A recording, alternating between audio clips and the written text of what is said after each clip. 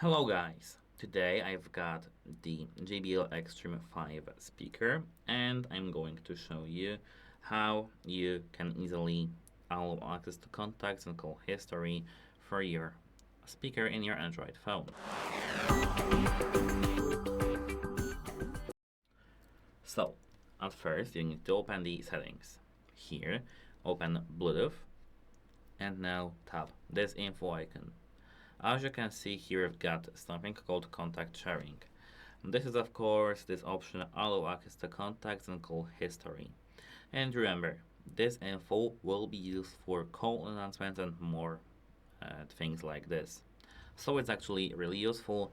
And remember, JBL contacts this data is just your device here that can announce everything. That's it. Goodbye.